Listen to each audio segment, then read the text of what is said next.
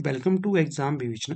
तो दोस्तों, जैसा कि आप लोगों को पता है, हम अपने चैनल पर डिस्कस कर रहे हैं एलटी टेट के लिए पी वाई क्यू सीरीज। ये जो पी वाई क्यू सीरीज है, ये सिर्फ एलटी टेट तक ही सीमित नहीं है, अपितु पीजीटी की जो परीक्षा अभी होनी है उसके लिए भी काफी महत्वपूर्ण ये सीरीज होने वाली है।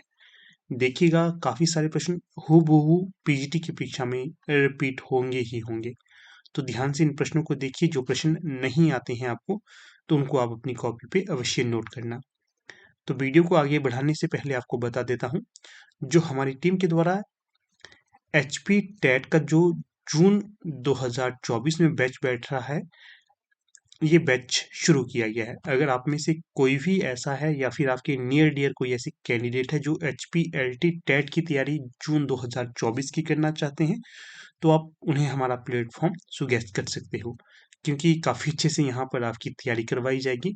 इससे पहले भी हमारे बैच चले थे, तो वे सभी अधिकतर सफल ही हुए हैं। ठीक है, अगर कोई क्वेरी आपकी रहती है तो आप बेझिझक यहाँ पर संपर्क कर सकते हो।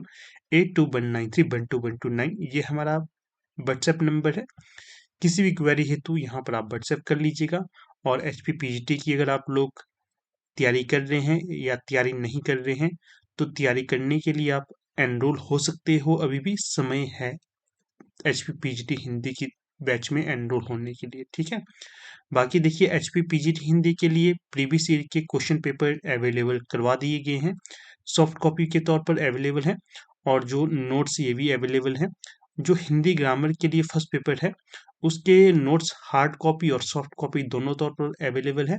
और जो पीजीटी हिंदी, सिर्फ पीजीटी हिंदी नहीं, कोई भी पीजीटी सब्जेक्ट हो उसके बीएड पोर्शन के लिए भी क्वेश्चन हार्ड कॉपी अवेलेबल है। लेना चाहते हो तो बेझिझक संपर्क करिएगा। फिर देखिए, ये है हमारा एलटी टेट जून 2024 के लिए बैच, नया कोर्स चला हुआ है। इससे संबंधित कोई भी जानकारी चाहिए होगी या कोई भी क्वेरी है, तो आप बेझिझक संपर्क कर सकते हो। वैसे ही इसे धीरे धीरे स्क्रॉल करूंगा। यहाँ पर देखिएगा, दिन में आपको 2 लेक्चर दिए जाएंगे। एक टॉपिक के अकॉर्डिंग होगा, एक प्रीवियस ईयर के क्वेश्चन पेपर से संबंधित होगा। तो इससे जुड़ना चाहते हो, इसके लिए भी आप संपर्क करिएगा।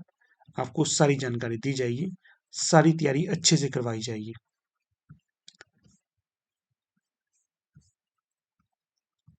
ये हमारे कुछ पीडीएफ नोट्स हैं।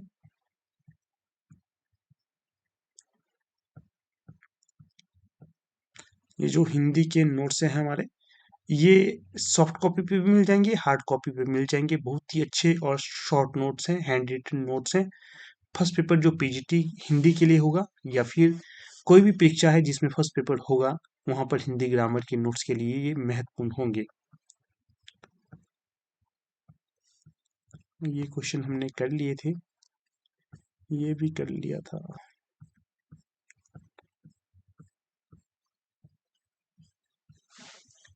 तो ये देखिए, आज हम करेंगे 2016 का प्रश्न पत्र।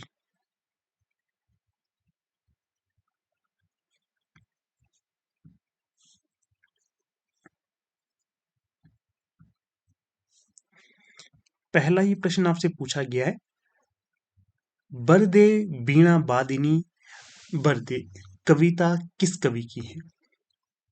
प्रस्तुत कविता किसकी होगी? तो ये पहले तो ध्यान रखना है, बसंत पंचमी के संबंध में ये गीत गाया गया था। किसके द्वारा? सूर्यकांत त्रिपाठी निराला के द्वारा। प्रस्तुत गीत किसका है? निराला का है। काफी महत्वपूर्ण होगा, सीधे सीधे परीक्षा में पूछा जाता है।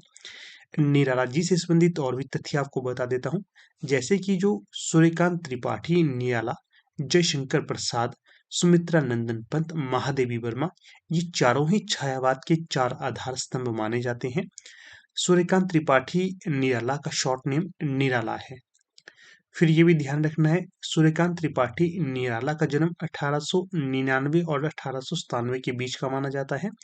और जो सूर्यकांत त्रिपाठी निराला है, इनकी सबसे प्रसिद्ध रचना मानी जाती है तो वो है सरोज स्मृति, राम की शक्ति पूजा। जो सरोज स्मृति है, ये इनकी उदास या फिर एक तरह से विरह गीतात्मक लंबी कविता है। राम की शक्ति पूजा भी इनकी लंबी कविता है। जो सरोज स्मृति है, ये सरोज इनकी पुत्री थी, उसकी मृत्यु पर इन्होंने ये गीत लिखा था। ये ध्यान रखना है, काफी हो गया इसके लिए ये। फिर अगला प्रश्न है 2। वाक्यम रसात्मकम काव्यम, यह काव्य लक्षण किस आचार्य द्वारा प्रदत्त है?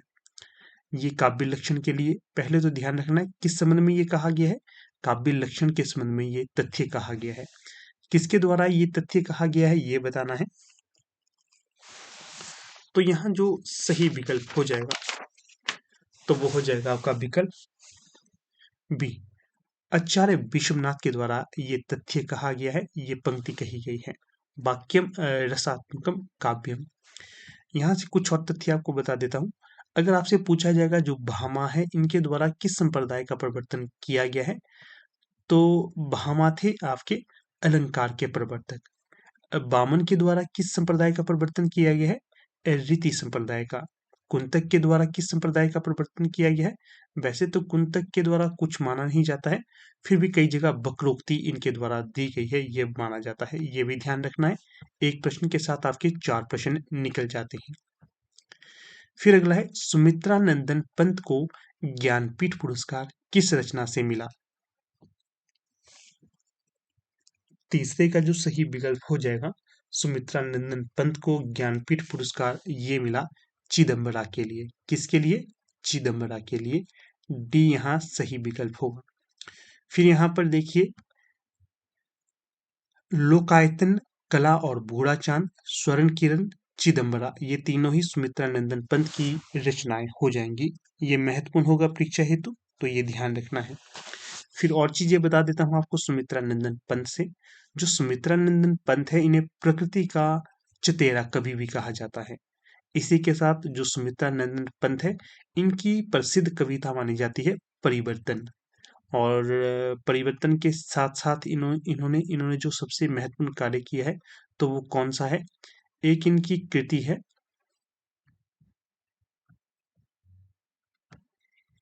तो इनकी कृति के बारे में आपको बता रहा हूँ जो काफी प्रचलित मानी जाती है। तो वो है आपकी गिरजे का घंटा। ये इनकी प्रथम कविता भी मानी जाती है। और इनकी एक और जो काव्य संग्रह है, काफी महत्वपूर्ण है ये, पल्लव। कौन सा? पल्लव। पल्लव काफी महत्वपूर्ण है। फिर देखिए, अगर इनके समय के बारे में पूछा जाए, कब इनका जन्म है? 1900 ईस्वी इनका जन्म है। जन्म इनका हुआ आपका कोशानी में। कोशानी कहाँ पड़ता है? उत्तराखंड के अल्मोड़ा में। और मृत्यु इनकी इलाहाबाद में हुई। इनके बचपन का नाम गुसाई दत्त था। और इनकी प्रथम कविता गिरजे का घंटा है, जो 1916 में आई। इनकी छायावादी प्रमुख कृतियां देख लेते हैं। उच्छ्वास 1920, ग्रंथि 1920, वीणा 1927, पल्लव 1928, गुंजन 1932। और जो प्रतिवाद की इनकी पहली काव्यात्मक कृति है, तो वह है युगांत 1936। तो ये ध्यान रखना आपने। और जो लोकायतन नामक महाकाव्य है, इसमें इन्होंने महात्मा गांधी के जीवन पर वर्णन किया है। फिर अगला प्रश्न देखिए यहाँ पर 4, इसमें क्या पूछा गया है? सोठा कैसा छंद है? सोठा कैसा छंद है, ये बताना है आपने। तो जो सोठा है आपका, ये होगा आपका अर्ध सम्मात्रिक छंद। कैसा? अर्ध सम्मात्रिक छंद है ये, पूछा जा सकता है, महत्वपूर्ण होगा। फिर कुछ एक तथ्य आपको अगर और बता दूं यहां से,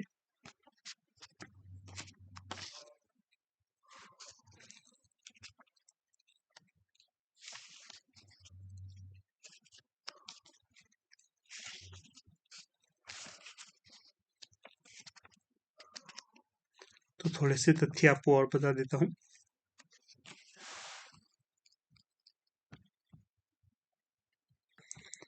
देखिएगा, अगर दोहा पूछा जाएगा ये कैसा छंद है, तो दोहा आपका अर्ध सम्मात्रिक छंद है। दोहा भी अर्ध सम्मात्रिक छंद है, सोठा भी अर्ध सम्मात्रिक छंद है, और रोला ये सममात्रिक छंद है। रोला सममात्रिक छंद है। चौपाई यह भी सममात्रिक छंद है। बरवे यह अर्धसम मात्रिक छंद है।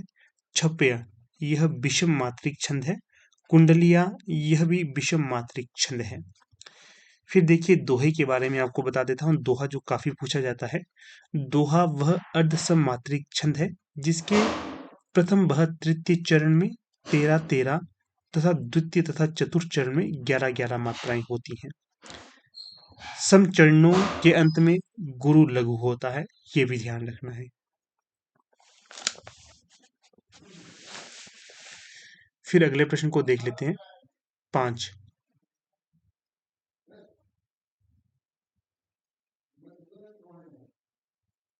जिनका सहारा पाकर स्थायी भाव जागृत होते हैं उन्हें क्या कहते हैं? जिनका सहारा पाकर स्थायी भाव जागृत होते हैं तो उन्हें कहा जाता है आलंबन। डी यहाँ सही विकल्प होगा 5वें का। फिर प्रश्न संख्या 6, अस्पताल को रवि अस्पताल को रवि करता है संध्या समय गमन, बिरह बिधा से हो जाता है बसुधा सजल नयन। इन पंक्तियों में कौन सा अलंकार है? तो जो छठे का सही विकल्प होगा समासोक्ति अलंकार यहाँ होगा। कौन सा? समासोक्ति अलंकार, छठे का सही विकल्प ए। फिर देखिए अगर आप बात करेंगे समासोक्ति अलंकार की तो ये भी आपको बता देता हूं। पहले तो आपने ध्यान रखना है कि मुख्यतः जो अलंकार के प्रकार आपसे पूछे जाएंगे तो वो होते हैं दो। कौन कौन से? एक तो हो गया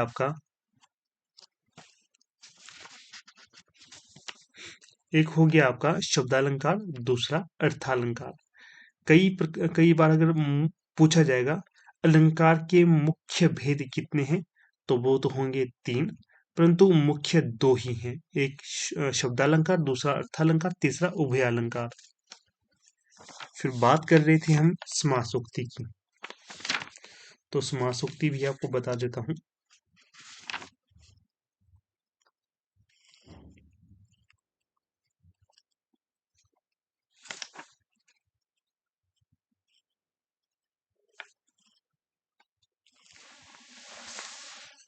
समासोक्ति अलंकार जहां पर कार्य लिंग या विशेषण की समानता के कारण प्रस्तुत के कथन में अप्रस्तुत व्यापार का समारोपण होता है वहां समासोक्ति अलंकार होता है। फिर से सुनिए, जहां पर कार्य लिंग या विशेषण की समानता के कारण प्रस्तुत के कथन में अप्रस्तुत व्यवहार का समारोप होता है वहां समासोक्ति अलंकार होता है।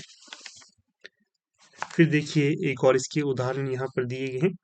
चंपलता सुकुमार तू धन तुम भाग्य विशाल तेरे डिंग सोहत सुखद सुंदर श्याम तमाल। अगला है नहीं पराग नहीं मधुर मधु नहीं विकास यही काल अली कली ही में बिंधियो आगे कौन हवाल। तो ये वाली जो दूसरा मैंने पंक्ति बताई ये पूछी जा सकती है परीक्षा में। अगला प्रश्न है 7, करुणा निबंध के लेखक कौन है? पहले तो ध्यान रखना है कि जो करुणा है, करुणा नाम से निबंध भी लिखा गया। किसके द्वारा लिखा गया? तो ये लिखा गया आचार्य रामचंद्र शुक्ल के द्वारा। तो सी यहाँ सही विकल्प होगा। जो आचार्य रामचंद्र शुक्ल है इनके द्वारा हिंदी साहित्य लिखा गया है जिसका प्रकाशन 1929 माना जाता है। इन्होंने अपने हिंदी साहित्य को प्रमुखतः 4 भागों में बांटा था: आदिकाल, भक्तिकाल, रीतिकाल और गद्यकाल या फिर आधुनिक काल। अगला प्रश्न है 8, चांद का मुंह टेढ़ा। चांद का मुंह टेढ़ा है रचना के कवि कौन है? तो जो ये काव्य संग्रह है ये भी आपने ध्यान रखना है किसका ये काव्य संग्रह होगा, ये पूछा गया है। तो जो चांद का मुंह टेढ़ा है इसके जो रचनाकार होंगे तो गजानंद माधव मुक्तिबोध होंगे। कई बार मुक्तिबोध भी दिया जाता है, वो भी सही होगा। गजानन माधव मुक्तिबोध होगा तो ये भी सही होगा, कोई ज्यादा अंतर नहीं है इसमें। फिर क्या बोल रहे हैं हम आगे आपको? हाँ, अंधेरे में, ये जो इन्हीं की कविता है, लंबी कविता है, मुक्तिबोध की है अंधेरे में। फिर अगला प्रश्न देखिए 9, संसद से सड़क तक, संसद से सड़क तक के रचयिता कौन है? तो जो संसद से सड़क तक यह भी काव्य संग्रह है। इसके रचनाकार होंगे सुदामा पांडे धूमिल। सुदामा पांडे धूमिल, कई बार धूमिल अकेले दिया जाता है तो वो भी सही हो जाएगा। मोचीराम जो सुदामा पांडे धूमिल की प्रमुख कृति या लंबी कृति मानी जाती है, तो इसका भी ध्यान रखना है। अगला जो प्रश्न है 10, अशोक के अशोक के फूल अशोक के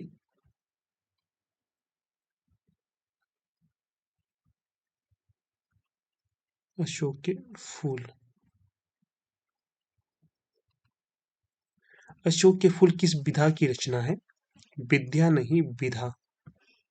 तो जो अशोक के फूल हैं, ये होगा आपका निबंध विधा की रचना। डी सही विकल्प होगा यहाँ। फिर प्रश्न ये भी पूछा जा सकता है कि जो अशोक के फूल निबंध विधा की रचना है, किसके द्वारा रचित है? हजारी प्रसाद द्विवेदी। अगला प्रश्न देखिए, जीने की कला निबंध के लेखक कौन है? जीने की कला विधा पूछी जाएगी तो निबंध विधा की रचना है, किसके द्वारा रचित है ये? तो सही विकल्प जो हो जाएगा तो वो हो जाएगा आपका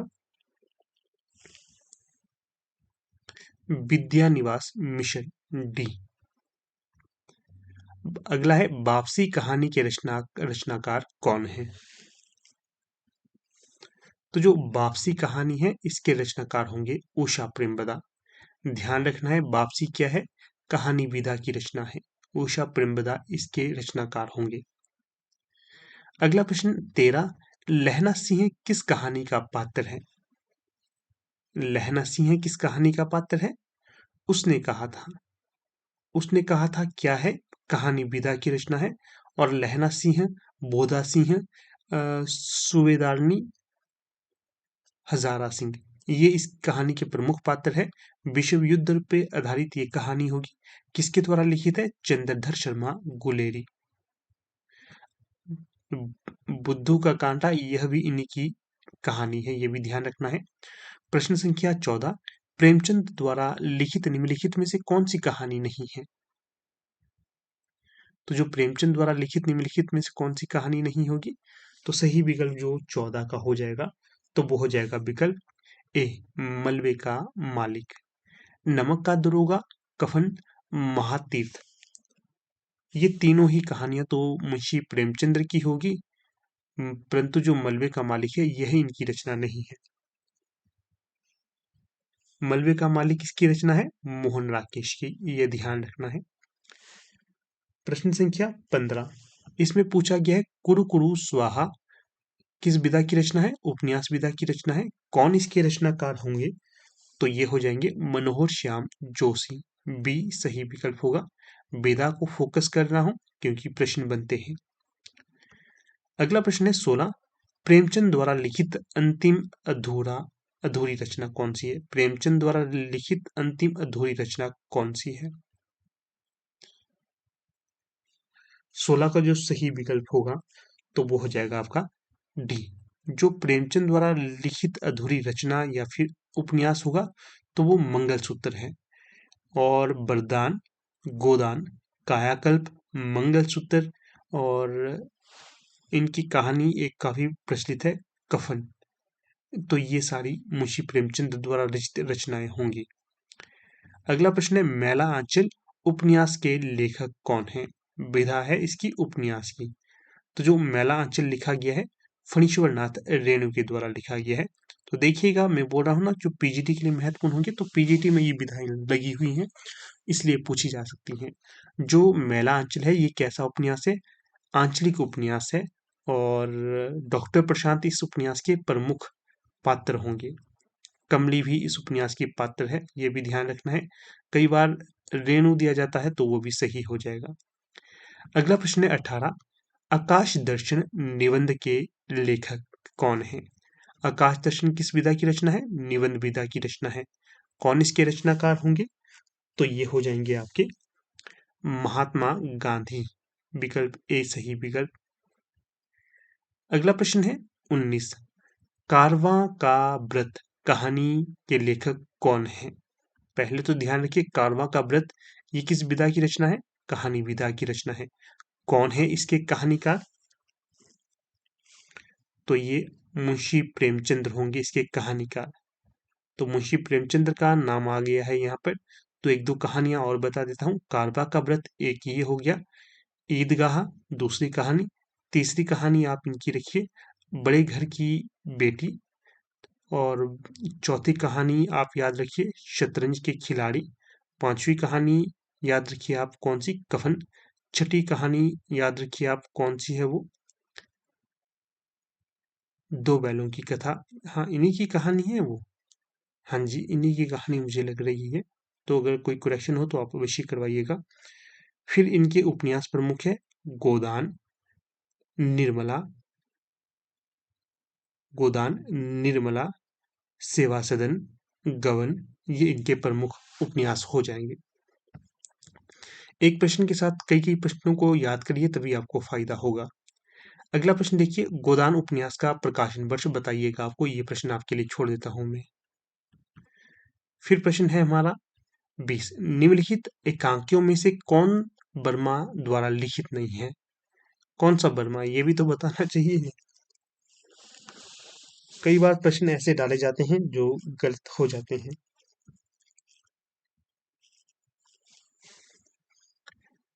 तो देखिए यहाँ पर जो सही विकल्प हो जाएगा, निम्नलिखित एकांकियों में से कौन से राम कुमार वर्मा द्वारा लिखित नहीं है, ये होगा। लिख देता हूं आपको याद रहेगा। राम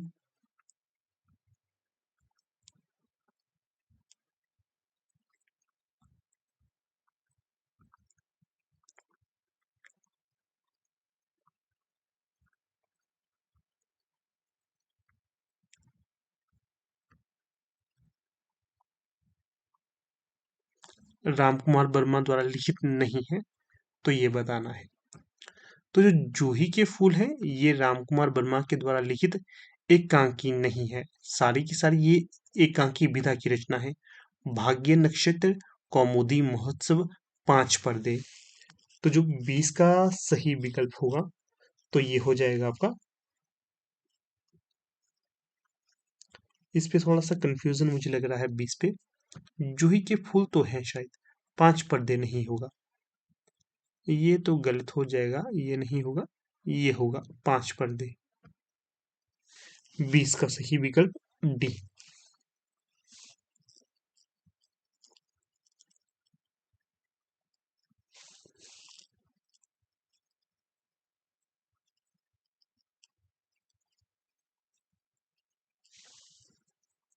एक बार कंफर्म मैं जरूर करूंगा, थोड़ा सा डाउट मुझे इस पे लग रहा है, जूही की कली भी नहीं हो सकता है।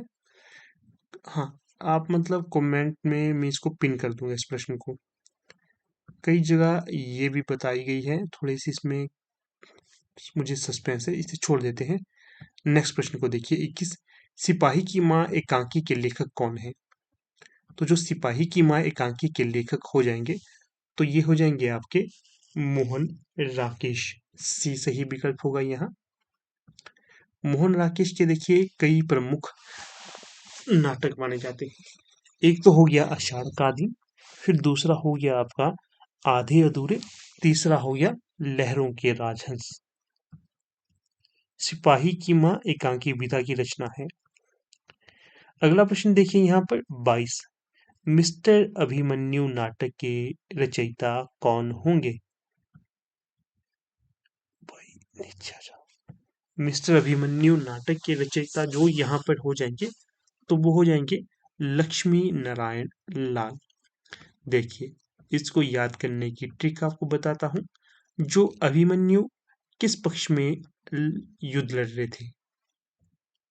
पांडव पक्ष में लड़ रहे थे। तो अभिमन्यु किसके लाल हुए? पांडवों के लाल ही हुए। पांडवों के लाल। लक्ष्मी नारायण लाल, लाल किसके हैं? अभिमन्यु किसके लाल है? पांडवों के लाल है। इस प्रकार से लाल लाल से आपने याद रखना है। लक्ष्मी नारायण मिश्र नहीं होगा, जहां लाल होगा उस प्रकार आप इसे ठीक कर सकते हो। अगला जो प्रश्न है 23, जयशंकर प्रसाद की नाटक रचना कौन सी है? जयशंकर प्रसाद का नाटक कौन सा है, ये प्रश्न होना था। नहीं, जयशंकर प्रसाद का कौन सा नाटक नहीं है, तो ये सन्यासी हो जाएगा। सन्यासी इनका नाटक नहीं होगा। ठीक है, बाकी अजातशत्रु, चंद्रगुप्त, स्कंदगुप्त ये तीनों ही इनके नाटक होंगे। जो कई बार पूछा जाता है सन्यासी कैसा लिखा जाता है, तो ये सन्यासी लिखने का शुद्ध रूप है, ये भी ध्यान रखना।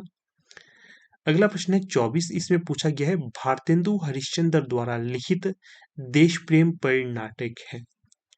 तो जो भारतेंदु हरिश्चंद्र द्वारा लिखित देश प्रेम पर आधारित नाटक होगा तो वो कौन सा है, तो वो हो जाएगा आपका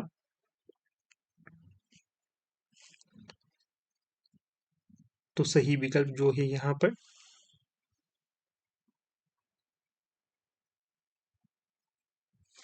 भारत दूरदशा, विकल्प ए यहाँ सही होगा।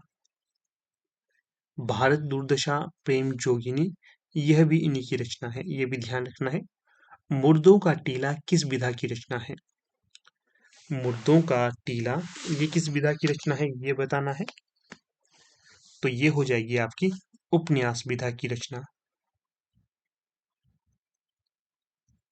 मुर्दों का टीला उपन्यास विधा की रचना है, तभी मैं बोल रहा था ना ये पूछे जाते हैं। अगला प्रश्न है 26, डिप्टी कलेक्टरी किस विधा की रचना है, तो जो डिप्टी कलेक्टरी है ये आपकी कहानी विधा की रचना है, अमरकांत इसके कहानीकार हो जाएंगे। अगला प्रश्न है 27, पत्नी कहानी के लेखक कौन है, पत्नी कहानी ये आपको पीजीटी के सिलेबस में लगी हुई है ना, तो कौन होंगे इसके कहानीकार ये आप बताइए। चलो मैं ही बता देता हूँ, जैनेन्द्र कुमार। जैनेन्द्र कुमार मनोवैज्ञानिक कहानीकार के तौर पर जाने जाते हैं। अपना अपना भाग्य यह भी जैनेन्द्र कुमार की ही कहानी होगी, ये ध्यान रखना है। अगला प्रश्न है 28, मोहन राकेश के नाटक आषाढ़ का एक दिन के प्रमुख पात्र कौन से हैं, कालिदास इस नाटक का प्रमुख पात्र है, मल्लिका, अंबिका, विलोम यह इसके अन्य प्रमुख पात्र होंगे। आषाढ़ का एक दिन किस विधा की रचना है, नाटक विधा की रचना है। झूठा सच उपन्यास के लेखक कौन है, पहले तो ध्यान रखिए झूठा सच उपन्यास विधा की रचना है, कौन इसके रचनाकार होंगे, यशपाल।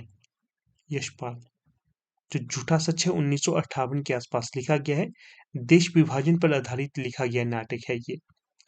अगला जो प्रश्न है 30, निम्नलिखित रेखा चित्रों में से कौन रेखा चित्र विधा की रचना नहीं है, तो जो 30 का सही विकल्प हो जाएगा तो वो होगा सेतुबंध। जो सेतुबंध ये सही नहीं होगा। बाकी अतीत के चलचित्र, स्मृति की रेखाएं, पथ के साथी ये तीनों ही महादेवी वर्मा के रेखा चित्र होंगे। अगला जो प्रश्न है 31, शुद्ध शब्द छांटो, तो शुद्ध शब्द कौन सा होगा यहाँ पर ये छांटना है, तो जो 31 का सही विकल्प होगा आशीर्वाद जो लिखा जाता है वो इस प्रकार से लिखा जाता है, बाकी सारे आशीर्वाद लिखने के गलत रूप होंगे। अगला प्रश्न है 32, निम्न में से अत्यंत का कौन सा संधि विच्छेद सही है, अत्यंत का सही संधि विच्छेद बताना है। अति धन अत ये सही होगा सी। अगला प्रश्न है 33, निम्न में से मुंशी प्रेमचंद्र की कौन सी कहानी है, तो जो मुंशी प्रेमचंद्र की कहानी होगी ये आपको बताया था मैंने, सवा शेर गेहूं। परिंदे निर्मल वर्मा की रचना है या कहानी है। दोपहर का भोजन ये अमरकांत की ही कहानी होगी। अगला प्रश्न है अधिखिला में कौन सा प्रत्यय है, कई बार ये भी प्रश्न पूछा जाता है अधिकिला फूल किसकी रचना है, तो ये रचना हो जाएगी आपकी हरिऔध जी की। तो यहाँ पर तो प्रश्न है अधिखिला में कौन सा प्रत्यय है, 34 का सही विकल्प बताना है, तो अधिखिला में होगा अध प्रत्यय सी सही विकल्प। अगला प्रश्न देखिए 35, लाघव में कौन सा प्रत्यय है, तो जो लाघव में प्रत्यय होगा आपका 35 का सही जो विकल्प हो जाएगा सी वह।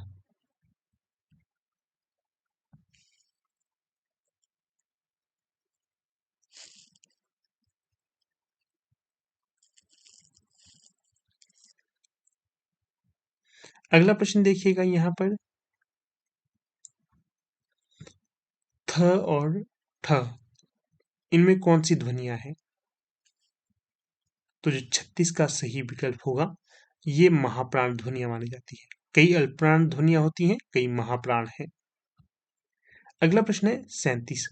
श और ह कौन सी ध्वनियां हैं? तो 37 का सही विकल्प हो जाएगा ऊष्म। श और ह ऊष्म ध्वनियां हैं। अगला प्रश्न देखिए 38। सही शब्द छांटिए। तो सही शब्द कौन सा होगा यहाँ?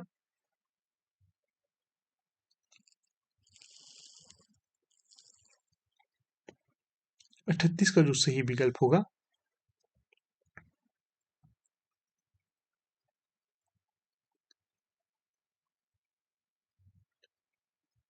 विकल्प डी। 38 का डी। सही बर्तनी यहाँ पर भी बतानी है। 39 में जो सही विकल्प हो जाएगा, तो ये होगा जिन्हें इस प्रकार से लिखा जाता है। द्वित्व का प्रयोग किस शब्द में नहीं हुआ है? तो 40 का जो सही विकल्प होगा, बलगा में, बलगा में। बाकी सच्चा में भी हुआ है, कुत्ता में भी हुआ है, बग्गा में भी हुआ है। गंवार का तत्सम शब्द है ग्रामीण। गंवार का तत्सम शब्द ग्रामीण होगा। अगला प्रश्न है 42। निम्नलिखित में से कौन सा शब्द तद्भव है? तो जो तद्भव शब्द होगा, तो वो होगा भंवरा। बाकी मधुप, मधुकर, भ्रमर ये तत्सम शब्द होंगे। महावर किसका पर्यायवाची है? महावर पर्यायवाची होगा प्रति माह का।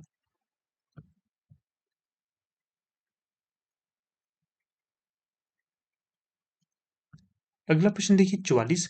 निम्न में से तोष का कौन सा पर्यायवाची नहीं है? तो 44 का जो सही विकल्प होगा तृष्णा, सी।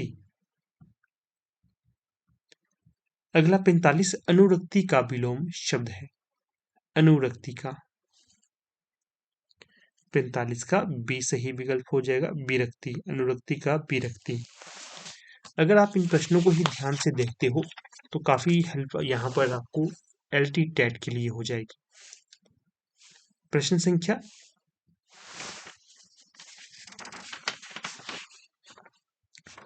46। इसमें पूछा गया है कृत्रिम का विलोम शब्द है। कृत्रिम का विलोम कौन सा शब्द होगा? प्राकृतिक, सी। फिर देखिए अगले प्रश्न को 47। अंबुज, अंबुज, अंबुधि शब्द युग्म का सही अर्थ क्या है? तो 47 का जो सही होगा कमल और समुद्र। अगला प्रश्न है 48। अमित, अमित, अमित, अमित शब्द युग्म का सही अर्थ क्या है? तो 48 का होगा शत्रु और मित्र। शत्रु और मित्र। शत्रु कहते हैं अमित को, अर्थात जिसका कोई शत्रु नहीं है। अमित ये मित्र का पर्यायवाची होता है। अगला है 49। तरने या पार होने की इच्छा के लिए शब्द कौन सा है? तितीर्षा। तरने या पार होने की इच्छा को तितीर्षा कहा जाता है। अगला प्रश्न 50। मांस न खाने वाला के लिए शब्द कौन सा होगा?